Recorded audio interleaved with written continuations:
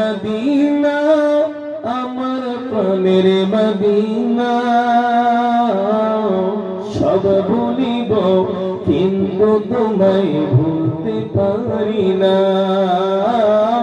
সব ভুলিব কিন্তু তোমায় ভুলতে পারি না। সবাই পড়েন সোনারে মদিনা আমার প্রাণের মদিনা, সব ভুলিব কিন্তু তোমায় ভুলতে পারি না, সব ভুলিব কিন্তু তোমায় ভুলতে পারি না। ভুলিনি ভুলব না ভুলতে পারি না, ভুলিনি ভুলব না ভুলতে পারি না, সব ভুলিব কিন্তু তোমায় ভুলতে পারি না, সব ভুলিব কিন্তু তোমায় ভুলতে পারি না। সোনার মদিনা আমার প্রাণের মদিনা, সোনার মদিনা আমার জানের মদিনা, সব ভুলিব কিন্তু তোমায় ভুলতে পারি না, সব ভুলিব কিন্তু তোমায় ভুলতে পারি না।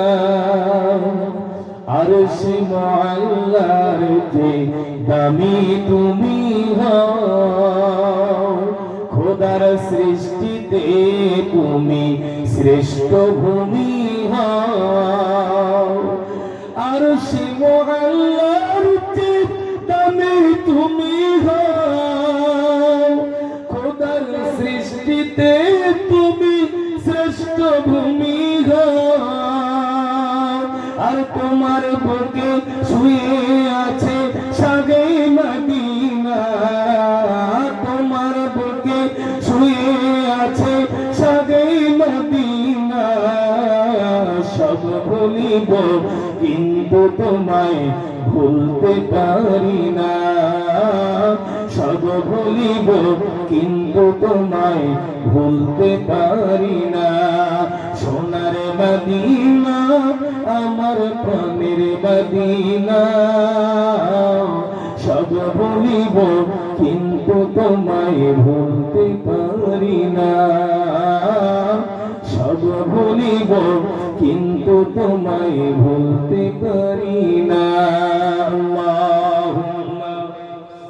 তারা যখন হাতের স্পর্শ নবীজির শরীরের মধ্যে লাগলো, নবীজির হুঁশ ফিরে এলো, বলেন সুবহানাল্লাহ।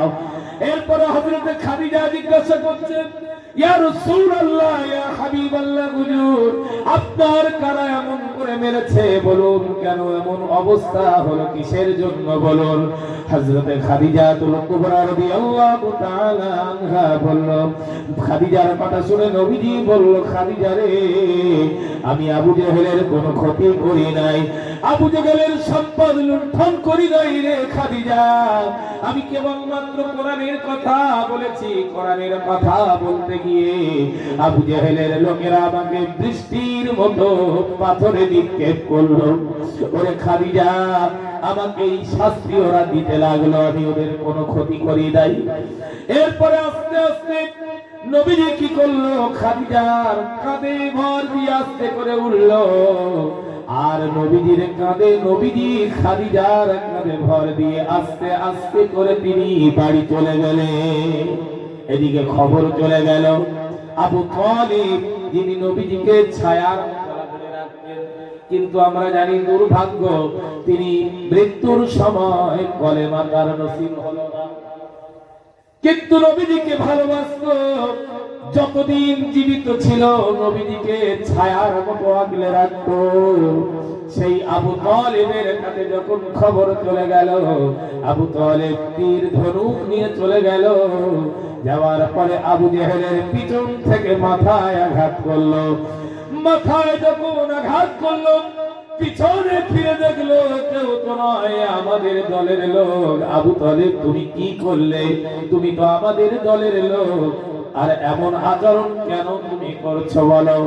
আবু তালেব বলল, আমি তোমাদের দলের লোক বটে, কিন্তু আমার শরীরে এক ফোঁটা রক্ত থাকবে, আমার ভাতিজার উপর কেউ কোনো আঘাত করবে, আমি আবু তালিব এটা মেনে নিতে পারবো না। বলেন সুবহানাল্লাহ।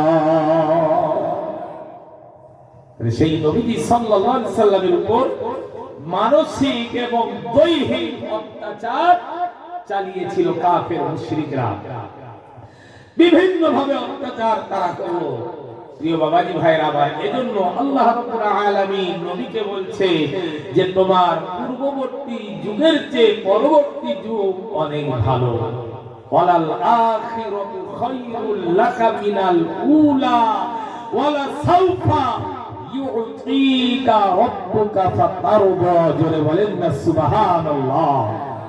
আল্লাহ তাআলা নবীকে জানালেন যে নবী, তোমাকে এত দেওয়া হবে যা কখনো শেষ হবে না। তার মানে কিসের জন্য কথা বলা হলো? নবীকে এত পরিমাণে দেওয়া হবে, নবীকে আল্লাহ কিভাবে সান্ত্বনা দিচ্ছে, এত দেওয়া হবে নবীকে, কখনো শেষ হবে না। আলহামদুলিল্লাহ, বিশ্বনবী সাল্লাল্লাহু আলাইহি সাল্লামের উম্মত যে আমরা এখানে বসেছি, এখন বলেন তো শ্রেষ্ঠ নবীর উম্মত হতে পেরে আমরা খুশি না বেজার? কারা কারা বেজার একটু হাত তোলেন।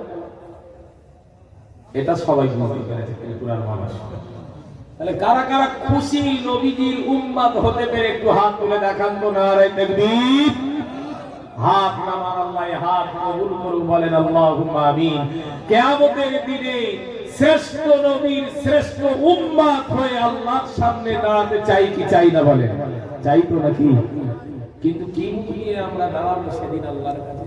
যা সর্বনাশ আমরা করছি, যা ক্ষতি করছি, যে সর্বনাশ করছি, আল্লাহর সামনে সেদিন কি মুখ নিয়ে দাঁড়াবো যে নবী উম্মতের জন্য সুপারিশ করবে?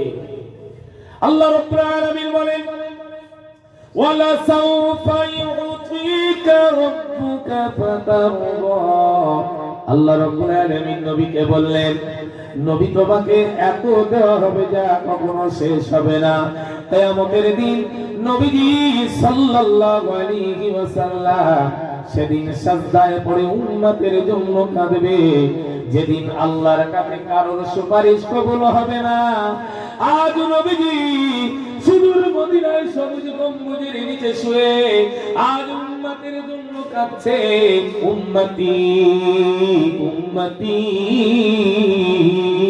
উম্মতি। নবীজি উম্মতের জন্য এখনো কাঁদছে। কিয়ামতের দিন নবীজি সেদিন মাথা নিচু করে থাকবে, সিজদায় পড়ে কাঁদবে। মাথা যখন উঠাবে না, সিজদায় পড়ে উম্মতের জন্য কাঁদবে। যেদিন সকলে নফসি নফসি নফসি বলে কাঁদবে, নফসি নফসি বলবে, সেদিন নবীজি সেদিন বলবে উম্মতি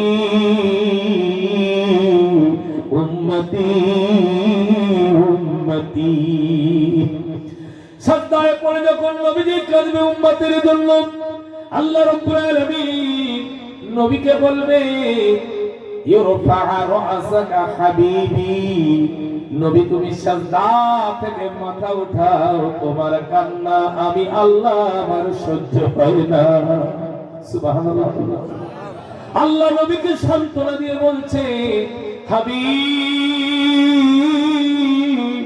মাথা উঠাও, সিজদায় পড়ে থাকবে না। হাবিব তুমি এমন করে কাঁদবে, তোমার কান্না আমি আল্লাহ আমার সহ্য হয় না।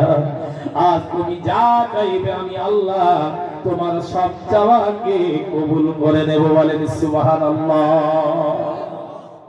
নবীকে কত মর্যাদা আল্লাহ তাআলা দিলেন, কাউকে এই মর্যাদা কিন্তু সেদিন দেবেন না।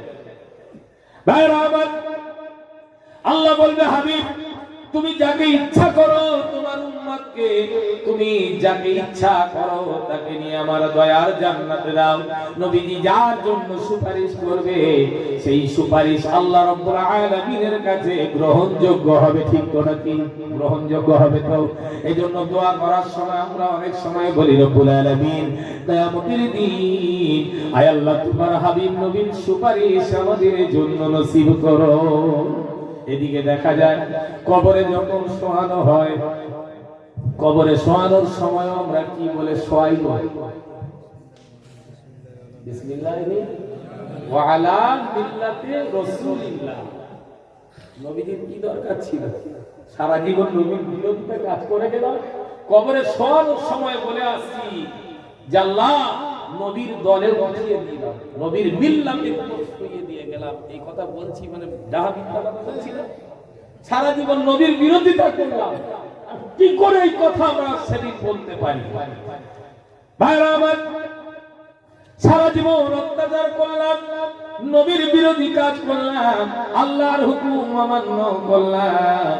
এই জন্য কিয়ামতের দিন সেদিন আল্লাহর সামনে দাঁড়িয়ে আমরা বলবো, ওয়ালাউ তারা ইদিল মুজরিমুনা নাকিসু রুসিহিম ইনদা রাব্বিহিম রাব্বানা আবসারনা ওয়া সামি'না ফারজি'না না'মাল সালিহান ইন্না মুকিনুন। জোরে বলেন আল্লাহু আকবার। ভাইরা আমার, সেদিন যারা অপরাধীরা তারা মাথা নিচু করে আল্লাহ রাব্বুল আলামিনের সামনে মাথা নিচু করে দণ্ডায়মান হয়ে যাবে। আল্লাহ রাব্বুল আলামিনকে সেদিন তারা বলবে, রব্বানা, হে আমাদের রব, আবসারনা, আজ আমরা দেখে নিয়েছি, ওয়া সামি'না, শুনে নিয়েছি, ফারজি'না না'মাল সালিহান ইন্না মুকিনুন। আয় আল্লাহ, আরেকবার আমাদের দুনিয়ায় পাঠাও, যত ভালো ভালো কাজ আছে ভালো কাজগুলি করে আবার তোমার সামনে ফিরে আসবো। এখন বলে নদীর পাঠিয়ে দেবে তো আল্লাহ নাকি? পাঠাবে তো, ভালো কাজ করার জন্য পাঠাবে না? পাঠাবে না। তাহলে সেইভাবে প্রস্তুতি নিতে হবে। যদি না পাঠায়, প্রস্তুতি কিন্তু আমাদের নিতে হবে এখন থেকে, নাকি? সেদিন তো আবেদন করবো আল্লাহর কাছে, গ্রহণযোগ্য হবে না, মঞ্জুর হবে না এই আবেদন যে দুনিয়ায় ফের ভালো কাজের জন্য আল্লাহ পাঠাবে। যখন তারা এই কথা বলবে, আল্লাহ রাব্বুল আলামিন তাদের জবাবে আবার আল্লাহ রাব্বুল আলামিন বলবে, ওয়ালাউ শি'না লা'তাইনা কুল্লা নাফসিন হুদাহা ওয়ালাকিন হাক্কাল কওলু মিন্নী লা'আমলা'আন্না জাহান্নামা মিনাল জিন্নাতি ওয়ান নাসি আজমাইন। আল্লাহ রাব্বুল আলামিন বলেন, তারা যখন এই কথা বলবে তাদের জবাবে আল্লাহ বলবে, আমি দুনিয়ায় যদি হেদায়েত দিয়ে দিতাম, আমি তো হেদায়েত দিয়ে দিতাম, কিন্তু আজ আমি আল্লাহ রাব্বুল আলামিন আমার অঙ্গীকার, আমার চুক্তি, আমার প্রতিশ্রুতি আমি আল্লাহ রাব্বুল আলামিন আজ পূর্ণ করব। সুতরাং আজ আমি আল্লাহ রাব্বুল আলামিন জিন এবং ইনসানকে দিয়ে জাহান্নাম ভরপুর করব। প্রিয় বাবাজি, ভাইরা আমার, আজকের দুনিয়ায় এত কষ্ট সহ্য করতে পারি না, একটু কষ্ট হলে গরম লাগলে সহ্য করতে পারি না। কিয়ামতের দিন, মুসিবতের দিন, যেদিন আল্লাহ রাব্বুল আলামিন ফয়সালা করে দেবে, ওই জাহান্নামের আগুন কেমন করে সহ্য করব? এজন্য বলা হয়েছে কিয়ামতের দিন আল্লাহ রাব্বুল আলামিন এক শ্রেণীর মানুষকে সেদিন যখন জাহান্নামের ফয়সালা করে দেবে, জাহান্নামের ফয়সালা করে দেওয়ার পরে তারা যখন জাহান্নামের দিকে এগিয়ে যেতে লাগছে, এক শ্রেণীর মানুষ তারা একবার করে জাহান্নামের দিকে যাচ্ছে আর একবার করে পিছন ফিরে ফিরে তাকাচ্ছে। আল্লাহ রাব্বুল আলামিন ফেরেশতাদেরকে বলবে, এটা কেন ওদেরকে, ওরা কিসের জন্য আমার দিকে তাকাচ্ছে? একবার করে এগিয়ে যায়, আবার একবার করে আমার দিকে তাকায়, কি ব্যাপার বলো? যখন ডেকে আনা হলো, জিজ্ঞাসা করলো, আল্লাহ রাব্বুল আলামিন বলেন, কি ব্যাপার তোমরা বারে বার পিছন দিকে কেন ফিরে ফিরে তাকাও আর একটু করে এগিয়ে যাও? তারা ওই সময় বলে, রব্বুল আলামিন দুনিয়ার আলেম ওলামাদের কাছ থেকে শুনেছিলাম তোমার বড় দয়া, তুমি বড় দয়াবান আল্লাহ, এজন্য সামনের দিকে এগিয়ে যাই আর একবার করে পিছন দিকে তাকাই। আল্লাহ তুমি বড় দয়াবান, আল্লাহ তুমি আমাদের কেমন করে জাহান্নামে দেবে আল্লাহ, এই জন্য বারবার তোমার দিকে তাকিয়ে দেখি। আল্লাহ রাব্বুল আলামিন বলে আমার বান্দাদের যখন এই আত্মবিশ্বাস ছিল আমি বড় দয়াবান, আমি আল্লাহ আমার এই বান্দাদেরকে কেমন করে জাহান্নামে দেব, ও আমার ফেরেশতারা আমার এই সমস্ত বান্দাদেরকে নিয়ে আমার দয়ার জান্নাতে দিয়ে দাও। বলেন সুবহানাল্লাহ। আরেক শ্রেণীর মানুষের যখন ফয়সালা হয়ে যাবে তারা একরকম ভাবে দৌড়ে চলে যাবে জাহান্নামের দিকে, একটু পিছনের দিকে তাকাবে না। আল্লাহ রাব্বুল আলামিন ফেরেশতাদেরকে বলবে আমার ফেরেশতারা ওদেরকে ডেকে নিয়ে শুধু দেখি কি ব্যাপার, আজকের ওরা একবারও পিছনের দিকে তাকায় না, একভাবে আগিয়ে চলেছে, ছুটে চলে যাচ্ছে জাহান্নামের দিকে। এদের কি জাহান্নামের ভয় হয় না? কি ব্যাপার, ডেকে আনো। ডেকে আনার পরে বলো আমার বান্দারা তোমাদের যখন জাহান্নামের ফয়সালা হয়ে গিয়েছে, তোমরা আজ কেমন করে একই রকম ভাবে যাও কেন? কিসের জন্য যাচ্ছ বলো? এই কথা বলার পরে তারা সেদিন বলবে রব্বুল আলামিন দুনিয়ায় তোমার হুকুম অমান্য করেছিলাম, আয় আল্লাহ আজকের যখন তুমি ফয়সালা করে দিয়েছ আজ মনে করলাম আজকের আর তোমার হুকুম অমান্য করব না, তাই আমরা একই রকম ভাবে দৌড়ে চলে যাচ্ছিলাম।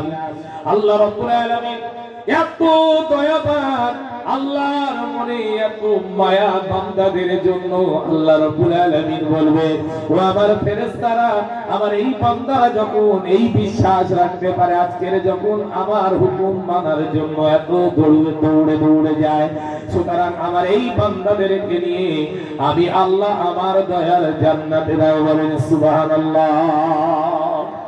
এজন্য ভাইরা আমার যে কথা বলছিলাম, তাহলে নবীদের মিল্লাতের উপর শুইয়ে দেওয়া যাবে। নবীদের বিরোধিতা সারা জীবন করলাম, নবীদের সঙ্গে দুশমনি পোষণ করলাম, এখন নবীদের সঙ্গে দুশমনি পোষণ কেমন করে করছি? নবীর কথাগুলি অমান্য করা মানে নবীদের সঙ্গে দুশমনি করা হচ্ছে কিনা বলে?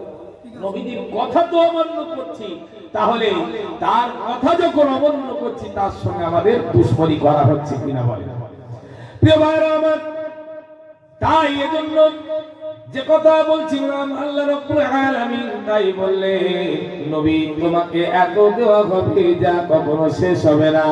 তার জ্বলন্ত উদাহরণ হলো হাদিস শরীফের মধ্যে আছে, কিয়ামতের দিন যখন নবীজি সুপারিশ করবে উম্মতের জন্য আল্লাহ রাব্বুল আলামিনের দরবারে ওই সুপারিশ মঞ্জুর হয়ে যাবে। বলেন সুবহানাল্লাহ। ভাইরা আমার, وَلَسَوْفَ يُعْطِيكَ رَبُّكَ فَتَرْضَىٰ أَلَمْ يَجِدْكَ يَتِيمًا فَآوَىٰ। এরপরে আল্লাহ রাব্বুল আলামিন বলেন আলাম ইয়াজিদকা ইয়াতীমান ফাআওয়া। ও নবী তোমাকে কি আমি এতিম অবস্থায় পাই নাই? আর তোমাকে কি আমি আল্লাহ রাব্বুল আলামিন তোমাকে আশ্রয় দান করি নাই? নবীকে আল্লাহ তাআলা এতিম অবস্থায় পেয়েছে আর আল্লাহ তাআলা নবীকে আশ্রয় দান করেছে। বলেন সুবহানাল্লাহ।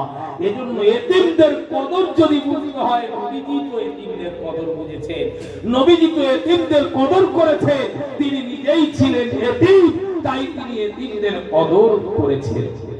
এতিমদেরকে তিনি আশ্রয় দিয়েছে, বস্ত্রহীন যারা তাদেরকে বস্ত্র দিয়েছে, যাদের অনাহারে যারা থাকতো তাদেরকে খাদ্য দান করেছেন নবী।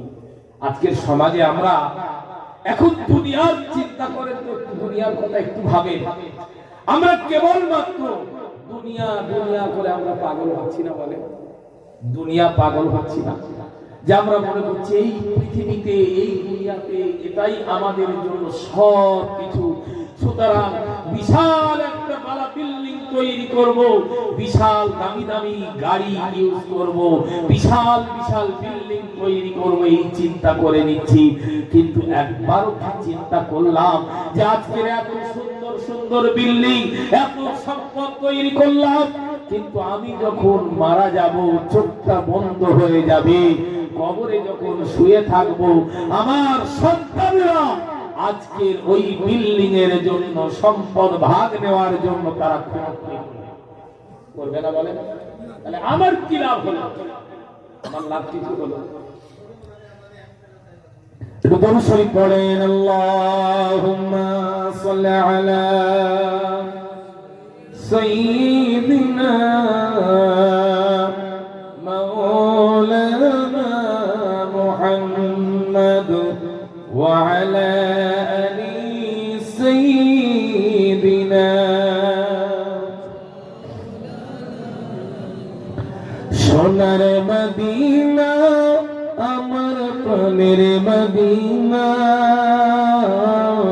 সব ভুলিব কিন্তু তোমায় ভুলতে পারি না, সব ভুলিব কিন্তু তোমায় ভুলতে পারি না। সবাই পড়েন, সোনার মদিনা আমার প্রাণের মদিনা, সব ভুলিব কিন্তু তোমায় ভুলতে পারি না,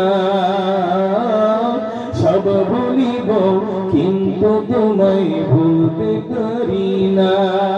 ভুলিনি ভুলব না ভুলতে পারি না, ভুলিনি ভুলব না ভুলতে পারি না, সব ভুলিব কিন্তু তোমায় ভুলতে পারি না, সব ভুলিব কিন্তু তোমায় ভুলতে পারি না।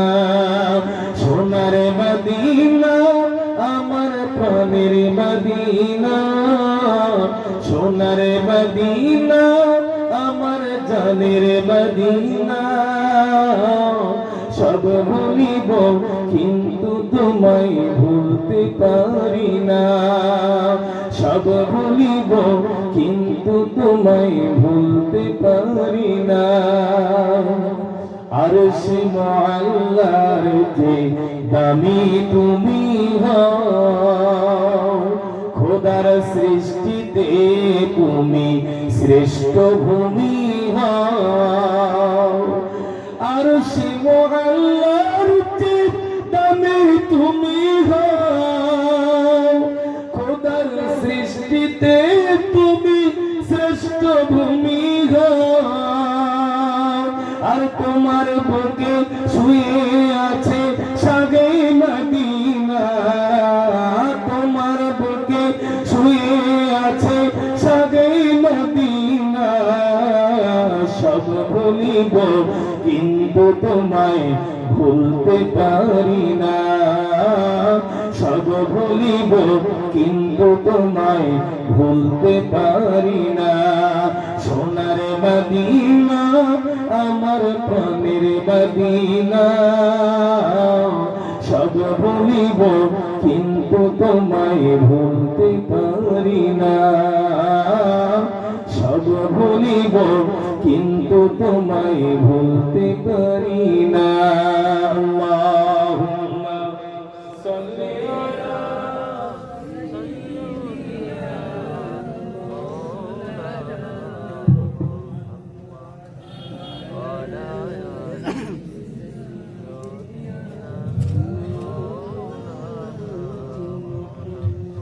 দরুদ শরীফ। আল্লাহুম্মা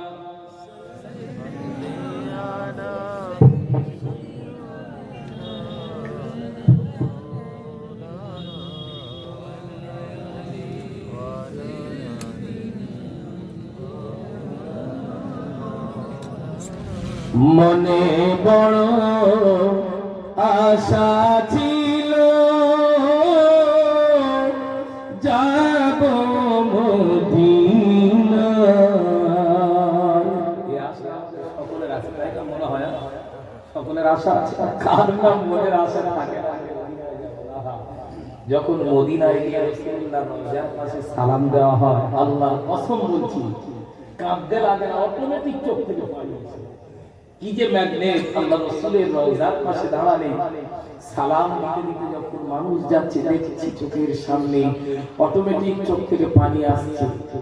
যে আমরা কাঁদছি তা নয়, রাসূলুল্লাহ রওজার পাশ থেকে যাচ্ছি তো চোখ থেকে পানি এসে গেছে। কি ম্যাগনেট! মনের ইচ্ছা সকলের হয় আমার।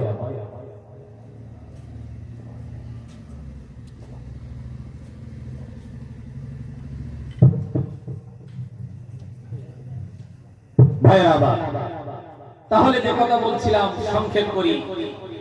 আল্লাহ রাব্বুল আলামিন নবীকে সান্ত্বনা দিয়ে বললেন, আলাম ইয়াজিদকা ইয়াতীমান ফাআওয়া, নবী তোমাকে আমি এতিম অবস্থায় পাই নাই, আর তোমাকে কি আমি আল্লাহ আশ্রয় দান করি নাই? এরপরে আবার আল্লাহ রাব্বুল আলামিন বলেন, ওয়াজাদাকা যাল্লান ফাহাদা ওয়াজাদাকা আইলাম ফাআগনা। আল্লাহ তাআলা আবার বললেন, ওয়াজাদাকা যাল্লান ফাহাদা, ও নবী তোমাকে কি আমি নিঃস্ব অবস্থায়, পথ হারা অবস্থায় পাইনি? পথ হারা অর্থাৎ পথ না পাওয়া অবস্থায় তোমাকে পেয়েছি। ওয়াজাদাকা আইলাম ফাআগনা, আর তোমাকে কি আমি নিঃস্ব অবস্থায় পাইনি? আর তোমাকে আমি আল্লাহ কি ধনী করে? সুবহানাল্লাহ বলে। নিঃস্ব অবস্থায় পেয়েছেন আর ধনী করেছেন কে? আল্লাহ রাব্বুল আলামিন। ওয়াজাদাকা আইলাম ফাআগনা। এরপর আল্লাহ তাআলা বললেন, ফাআম্মাল ইয়াতীমা ফালা তাকহার। আল্লাহ তাআলা বললেন, ও নবী এতিমদেরকে ধমক দিও না। ওয়া আম্মাস সাইলা ফালা তানহার, আর সাইলকে প্রার্থীকে তিরস্কার করো না। আজকের আমাদের সমাজে এই যে কথাগুলি আল্লাহ তাআলা তার পেয়ারা হাবিবকে বললে, এই জায়গা থেকে কি আমাদের শিক্ষা নেওয়ার ব্যাপার নেই? আছে কিনা? শিক্ষা নেওয়ার ব্যাপার আছে। প্রিয় বাবাজি ভাইয়েরা আমার, এজন্য সর্বশেষ কথা আপনাদের বলতে চাই, একটাই কথা বলতে চাই, দুনিয়াটা ক্ষণিকের জিন্দেগি। 20 বছর, 30 বছর, 40 বছর, 50 বছর, 60 বছর জিন্দেগি আমাদের। তার মানে দুনিয়ায় এসেছি বাজার করতে এসেছি, ঠিক না বলে? বাজার যদি কমপ্লিট হয়ে যায়, আমরা ঘরে যাই না বাজারে থেকে যাই? বলে বাজারে থেকে যাই না ঘরে যাই? ঘরে চলে যাই। তো একটা ছাত্র যেমন সারা বছর পড়াশোনা করে, এরপরে যখন সে পরীক্ষা দেয়, পরীক্ষা দেওয়ার পরে রেজাল্ট আউট যখন হয়, তখন বোঝা যায় সারা বছর পড়াশোনা কেমন করেছে। সুতরাং এই দুনিয়াটা আমাদের কাছে একটা বাজার স্বরূপ। বাজার করতে এসেছি, বাজার কমপ্লিট হয়ে যাবে তো টিকিট কাটতে হবে, ঠিক না বলেন? বাজার কমপ্লিট হয়ে যাবে, আমাদের ইহকাল ছেড়ে বিদায় নিতে হবে, পরকালের দিকে আমাদের যেতেই হবে।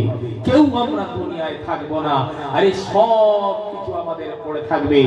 এজন্য আল্লাহ রাব্বুল আলামিন কোরআনুল কারীমের মধ্যে পরিষ্কার বললেন, লা ইয়ানফাউ মালু ওয়ালা বানুন ইল্লা মান আতাল্লাহা বিকলবিন সালিম। আল্লাহ রাব্বুল আলামিন বলেন, কিয়ামতের দিন তোমার অর্থ সম্পদ, সন্তান সম্পত্তি কিছুই কাজে আসবে না, ইল্লা মান আতাল্লাহা বিকলবিন সালিম। সেদিন সে ব্যক্তি মুক্তি পাবে যে সুস্থ মন নিয়ে আল্লাহর দরবারে পৌঁছাবে। বলেন সুবহানাল্লাহ। বন্ধু আমার, সব পড়ে থাকবে, চোখটা বন্ধ হয়ে যাবে, মাটির ঘর। আজকের এত সুন্দর বিছানা, নরম নরম বিছানায় ঘুমাতাম, সুন্দর দামি দামি খাটে আমরা ঘুমাতাম। এরপরে যখন চোখ বন্ধ হয়ে যাবে, দামি দামি পোশাক সব কিছু রেখে সাদা কাপড় পরিয়ে আমাদেরকে ওই কবর মাটির ঘরে রেখে আসবে। ভাইরা আমার, এজন্য এখন বলেন, ওই কবরের পুঁজি উপার্জন করা লাগবে কি লাগবে না? লাগবে নাকি? কবরের পুঁজি উপার্জন করা লাগবে আমাদের, কারণ কবরে যখন শুয়ে থাকবো। এজন্য আল্লাহর নবী বললেন, মানুষ যখন মারা যায়, ইদা মাতাল ইনসান ইনকাতা আমালুহু ইল্লা মিন সালাসাতিন আও সাদাকাতিন জারিয়াতিন আও ইলমিন ইনতাফাউ বিহি আও ওয়ালাদিন সালিহিন ইয়াদউ লাহু। আল্লাহর নবী বললেন, মানুষ যখন মারা যায় সব আমল বন্ধ হয়ে যায়, কেবল মাত্র 3টি আমল তার চালু থাকে।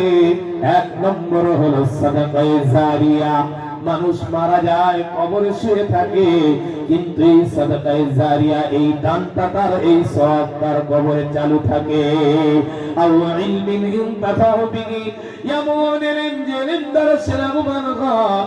আও ওয়ালাদিন সালিহিন ইয়াদউ লাহু, আর নেক সন্তান মাতা পিতার জন্য যখন দোয়া করে আল্লাহ রাব্বুল আলামিনের দরবারে ওই নেক সন্তানের দোয়া কবুল হয়ে যায়। বলেন সুবহানাল্লাহ।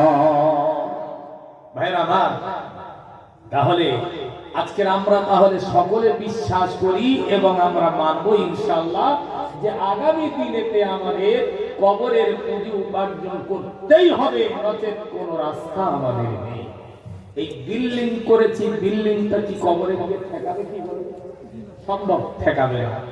বিশাল সম্পদ সব তুলে নিয়ে কবরে যদি দিয়ে আসা হয়, আমল যদি ভালো না হয়, কবরে রেহাই পাবো বলে মনে হয়?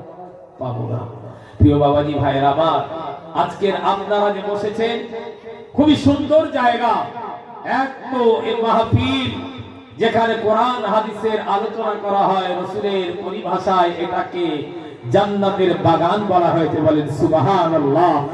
আর মাদ্রাসা আমাদের সামনে, আমাদের পাশেই রয়েছে আল্লাহর ঘর, মসজিদ। সুতরাং এই মসজিদ, মাদ্রাসা সবটার প্রতি এই এলাকার মানুষের একটা মহব্বত আছে, আলহামদুলিল্লাহ, ঠিক না?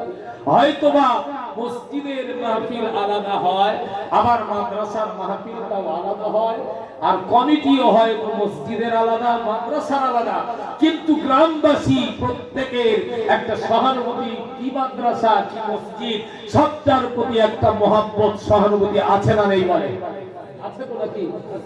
আমি আপনাদের কাছে মুসাফির এসেছি, বা বড় আশা নিয়ে আপনাদের কাছে। আসলে লম্বা চওড়া আলোচনা করতে গেলে আলহামদুলিল্লাহ আলোচনা অনেক হবে, কিন্তু পর প্রোগ্রাম আবার কালকে আল্লাহ যদি হায়াতে রাখে, এখান থেকে আবার কালকে যাব আপনার কাছাড় ডিস্ট্রিক্ট, অর্থাৎ আসামে প্রবেশ করব। তবে তার আগে একটা কথা আপনাদের বলি, যারা আপনারা সেই সন্ধ্যা থেকে ধৈর্য ধরে বসে আছে, আলহামদুলিল্লাহ আপনারা, আমি বড় আশাবাদী যে আপনাদেরকে, এই গ্রামের মানুষ, এই এলাকার মানুষদেরকে নিয়ে, আমি সকলকে নিয়ে একটু শেষ দোয়া করব, এটা আশাবাদী। আপনারা শেষ দোয়া করে যাবেন ইনশাআল্লাহ। কারা কারা শেষ দোয়া করার আগে আগে বিদায় নেবেন, একটু হাত তুলে দেখান। খুব সত্যবাদী, ভালো, এরকম স্পষ্টবাদীও ভালো, দোয়া করে যাবে। আচ্ছা, মাশাআল্লাহ। তার মানে বুঝতে পারেন নাকি? বাংলা তো বুঝতে পারেন সকলে, অসুবিধা কি? শেষ দোয়া করে, আল্লাহ রাসূল বলছে 3 ব্যক্তির দোয়া 100% আল্লাহর দরবারে কবুল হয়। হয়তোবা হতে পারে আমি গুনাহগার, কিন্তু মনের একটা আশা তো রাখবো নাকি যে মুসাফিরের দোয়া আল্লাহর দরবারে মঞ্জুর হয়। হতে পারি গুনাহগার, কিন্তু মুসাফির, যে হাত দুটি কাবা শরীফে স্পর্শ করেছিলাম, সেই হাত দুটি তুলে আপনাদের জন্য আমি গুনাহগার দোয়া করব। বাবাজি, আপনারা, আমি দেখবো আজকের ওয়াদা খেলাফ করবেন না। আলহামদুলিল্লাহ, শেষ দোয়া করে তারপর এখান থেকে বিদায় নেবেন, আমার সঙ্গে সকলে মুসাফা করে বিদায় নেবেন, এই আশা আমি